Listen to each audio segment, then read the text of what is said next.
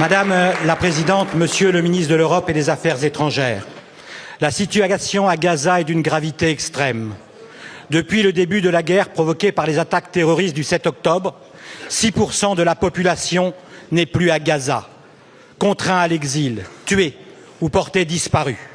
Les bombardements incessants et l'absence totale de lieux sûrs poussent des centaines de milliers de Palestiniens à fuir sans savoir où aller.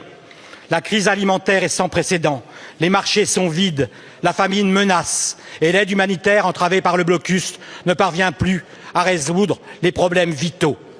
Dans ce contexte déjà dramatique, Israël vient d'annoncer une nouvelle campagne militaire qui prévoit la conquête assumée de la bande de Gaza avec un déplacement assumé de la population gazaoui vers le sud.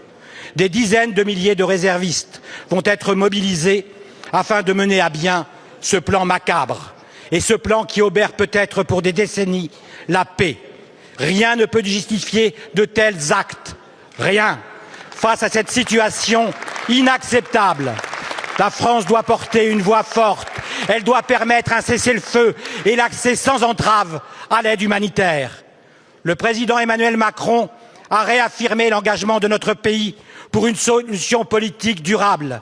La création de 2 États, Israël et la Palestine, vivant côte à côte, en paix et en sécurité.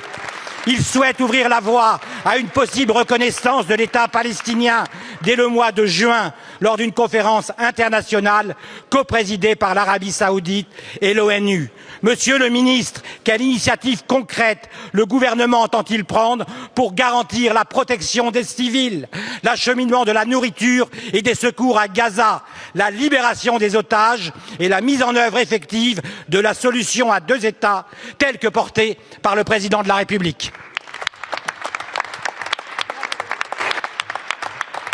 Merci beaucoup, mon cher collègue. La parole est à monsieur Jean-Noël Barrot, ministre de l'Europe et des Affaires étrangères. Merci Madame la Présidente, Mesdames et Messieurs les députés, Monsieur le député Richard Ramos, président du groupe d'amitié France-Palestine. Oui. Nous sommes aujourd'hui, Mesdames et Messieurs les députés, le 6 mai. Et cela fait maintenant 2 mois et 4 jours qu'aucune aide humanitaire n'est entrée à Gaza. Le résultat, c'est que Gaza est au bord de l'effondrement, au bord du chaos et, vous l'avez dit, Monsieur le député, au bord de la famine. Les Gazaouis manquent de tout, ils sont affamés, ils sont assoiffés. Et nous ne pouvons pas, personne ne peut rester sourd aux cris d'alarme de la Croix-Rouge et des Nations Unies. Personne ne peut détourner le regard des souffrances des familles palestiniennes qui ont été décimées, telles que celles que nous avons rencontrées avec le président de la République il y a quelques jours à El Arish en Égypte, à 30 km de la bande de Gaza.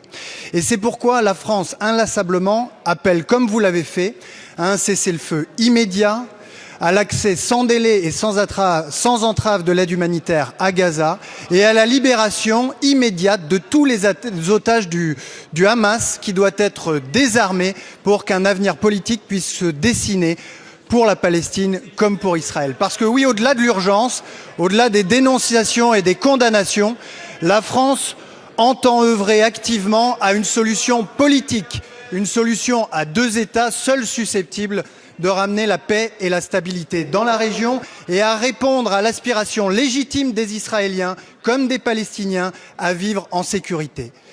C'est dans ce sens que nous travaillons pour préparer cette conférence des Nations Unies que la France coprésidera aux côtés de l'Arabie saoudite, à la préparation de laquelle je souhaite que le groupe d'amitié entre la France et la Palestine, que le groupe d'amitié entre la France et Israël puisse contribuer très activement.